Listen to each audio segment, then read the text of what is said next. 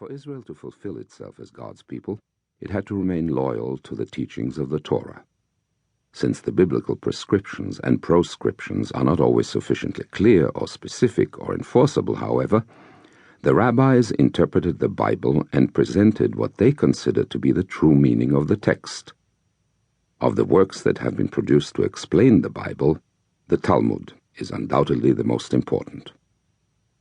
The first part of the Talmud, known as the Mishnah, consists of the teaching of the Tanaim, meaning teachers. The Tanaim were scholars and sages who lived prior to 220 CE. In compiling the Mishnah, Judah the prince, who lived from 135 to 220, his co-editor Nathan and their associates sifted through, evaluated, and edited a vast number of legal opinions that had been expressed over the centuries in the academies of learning, primarily in Palestine.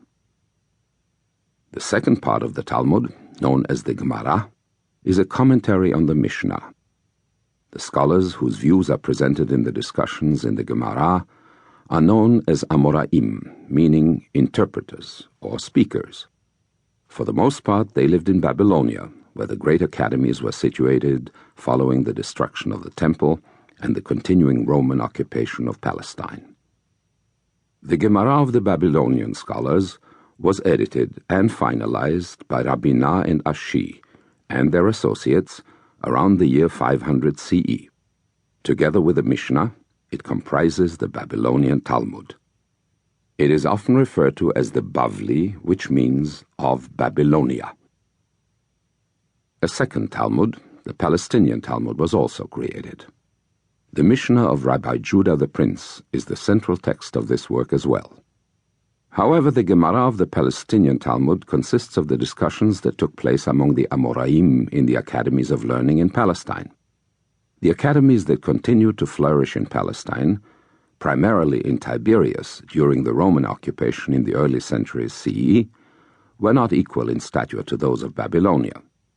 The Palestinian Talmud therefore enjoys a lesser status than the Babylonian Talmud. The Palestinian Talmud is often called by its Hebrew name, Yerushalmi, which means of Jerusalem. It is only about one-third the size of the Babylonian Talmud. It should be noted that only in recent centuries have scholars begun to study the Yerushalmi.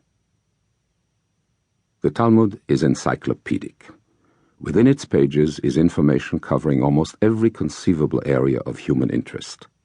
Information is presented specifically in order to help Jews understand their legal and moral responsibilities as proclaimed in the Bible, and discussed, commented upon, and interpreted by rabbis and scholars over a period of about 1,000 years. From the time of Ezra, who lived around 450 BCE, up until the end of the 6th century CE. The overriding purpose of the interpreters of the Bible was to preserve the uniqueness of the Jewish people, to make sure that they remained loyal to the covenant by observing all the laws or mitzvot of the Torah. To the rabbis of the Talmud, this meant that a system of law had to be established that would train Israel to carry out the mission of being a holy, godlike people. Jews would have to be protected from alien influences that might lead them away from God. The discussions and rulings of the rabbis did not always exist in the written form we know today. Since it had been contrary to established tradition to commit to writing anything but the Torah itself, the arguments and opinions of the sages had been passed on by word of mouth from father to son, from scholar to disciple, from teacher to pupil. These spoken teachings came to be known as the oral law, in contradistinction to the Bible, which was called the written law. By the second half of the 4th century CE, it was feared that the massive body of knowledge that comprised the oral law might be forgotten. The ban was lifted, and the oral law was finally put into written form. The Talmud is in reality the first code of Jewish law. It presents problems to the student because its subject matter is not logically arranged. The issues under discussion are often extremely complex, and the final decision on a particular law is often difficult to pinpoint. It was these factors that prompted the writing of many commentaries on the Talmud.